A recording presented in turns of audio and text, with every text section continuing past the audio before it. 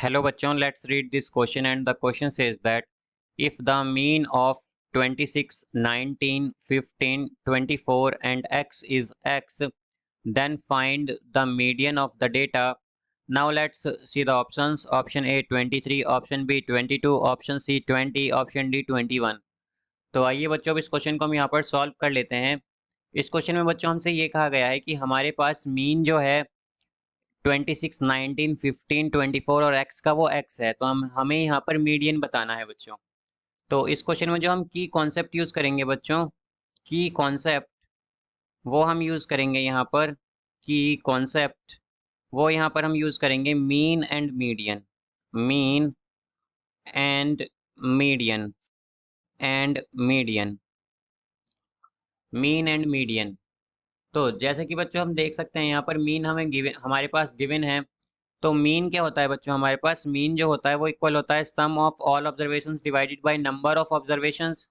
तो यहाँ पर बच्चों हमारे पास ऑब्जर्वेशंस क्या क्या हैं, या हम कहीं सम ऑफ ऑब्जर्वेशंस क्या होगा यहाँ पर, वो होगा 16 plus 19 plus 15 plus 24 plus x.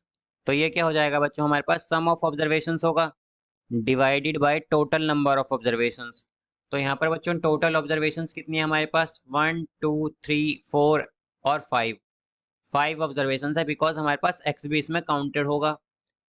अब जैसे कि बच्चों हमें मीन गिवन है, यहाँ पर मीन हमारे पास एक्स है, तो यहाँ पर एक्स जो होगा वो इक्वल होगा। अब हम इन सभी टर्म्स को यहाँ पर ऐड कर लेंगे, तो ये ऐड करके हमारे पास आएगा बच्चों 84 प्लस एक्स, 84 प्लस एक्स आ जाएगा बच्चों डिवाइडेड बाय 5।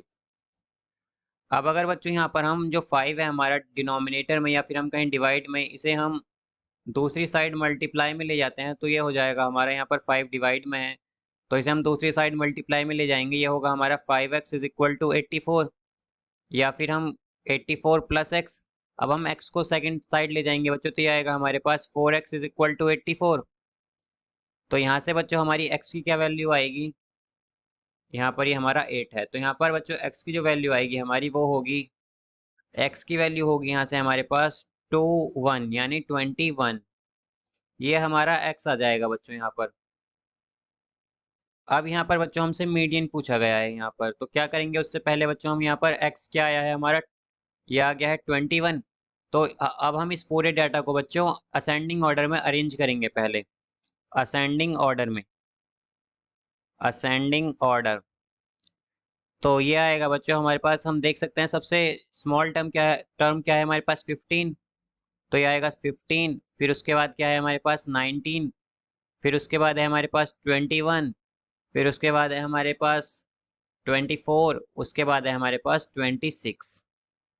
ये टर्म्स हैं बच्चों हमारे पास, हमें इस डेटा का यहाँ पर मीडियन बताना है। अब बच्चों अगर हम यहाँ पर ऑब्जर्वेशंस देखें, तो ये टोटल नंबर ऑफ ऑब्जर्वेशंस 5 है, यानी कि टोटल नंबर ऑफ ऑब्जर्वेशंस को हम डिनोट किससे करते हैं, n से, और ये हमारे पास 5 हैं। तो बच्चों मीडियन जो होता है हमारे पास ऑड नंबर ऑफ टर्म्स के लिए, ऑड नंबर ऑफ टर्म्स के लिए वो इक्वल होता है, मीडियन जो होता है हमारा ऑड नंबर ऑफ टर्म्स के लिए वो इक्वल होता है n प्लस 1 बाय टूएथ टर्म की, टूएथ टर्म की।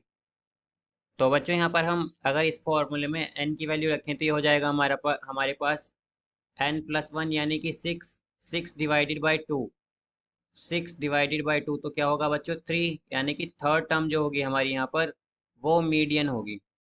अब अगर हम देखें थर्ड टर्म क्या है हमारे पास, ये है 21, थर्ड टर्म यहाँ पर बच्चों हमारे पास 21 है, तो इसका जो मीडियन हो जाएगा हमारे पास, मीडियन वो होगा यहाँ पर बच्चों 21, मीडियन आएगा यहाँ पर हमारा 21। तो मीडियन आ गया है यहाँ पर हमारा 21, तो इसका जो करेक्ट आंसर होगा बच्चों हमारा वो होगा option D, that is 21। I hope you understood well, best of luck.